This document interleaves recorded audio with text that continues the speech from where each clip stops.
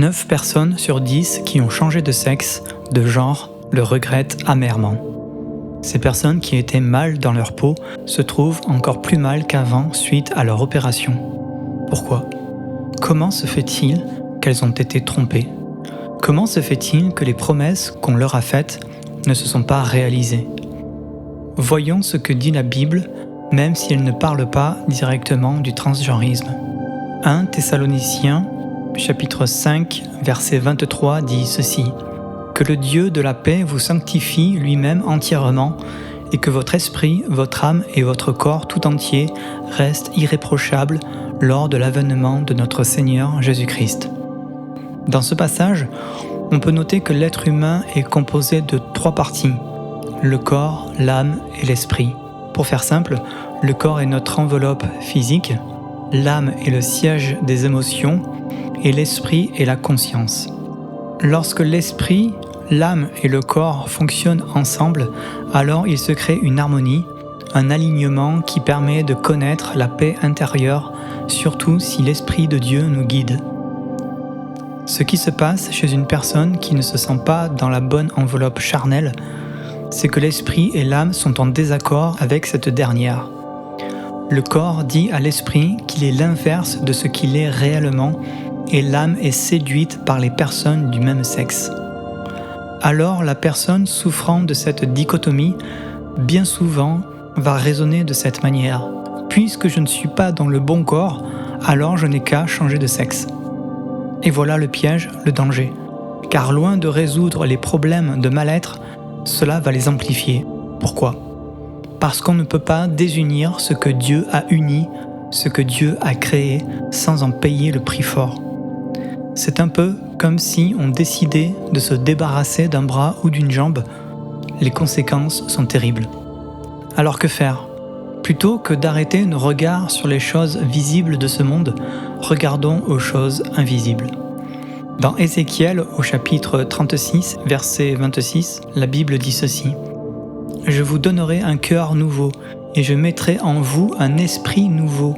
J'enlèverai de votre être votre cœur dur comme de la pierre, et je vous donnerai un cœur de chair. » Voilà la solution que Dieu propose.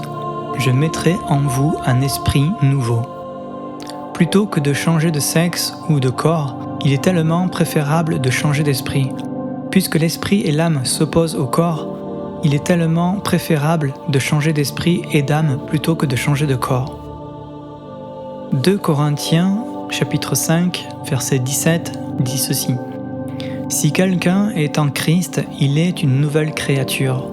Les choses anciennes sont passées, voici, toutes choses sont devenues nouvelles. » Nombreux sont les témoignages de ceux qui sont parvenus à cette fin, qui ont renoncé à leur penchant. Cela les a amenés à trouver la paix intérieure et la réconciliation de l'esprit, de l'âme et du corps. Dieu a renouvelé leur esprit. Alors comment faire ? Cela demande tout d'abord de ravaler son orgueil et de s'incliner devant la grandeur de Dieu et devant le plan qu'il a pour chacun d'entre nous.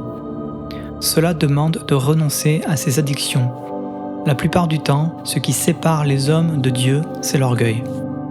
Ensuite, les personnes concernées doivent se tourner sincèrement vers Dieu par la prière et la louange et demander que Dieu crée un renouvellement dans leur être.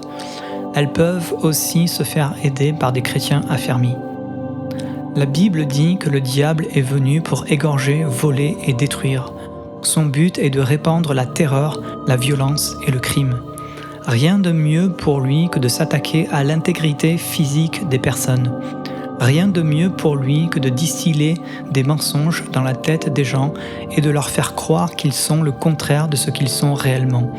Rien de mieux pour lui que de répandre la souffrance et la persécution tout au long d'une vie à petit feu. Il se délecte de tout cela. Les promoteurs de cette doctrine du transgenrisme sont les agents du diable. La plupart sont motivés par les sommes d'argent qu'ils gagnent et non pas par le bien-être de la personne. Ce sont des criminels notamment lorsqu'ils s'attaquent aux enfants. Les personnes transgenres sont les victimes du diable. Maintenant, priez avec moi si vous voulez renoncer au plan du diable. Seigneur Jésus, je me repens de mes péchés.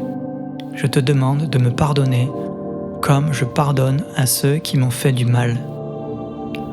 Je commande à tout esprit impur de partir maintenant, parce que désormais, je fais de Jésus-Christ mon Seigneur et mon Sauveur. Viens dans mon cœur, Seigneur Jésus. Je te demande, Seigneur, de me donner un esprit nouveau. Ô Dieu, crée en moi un cœur pur, renouvelle en moi un esprit bien disposé. Tu as tout pouvoir dans les cieux et sur la terre. Que ta volonté soit faite dans ma vie. Merci Seigneur mon Dieu d'avoir entendu cette prière. Je prie au nom puissant de Jésus-Christ. Amen.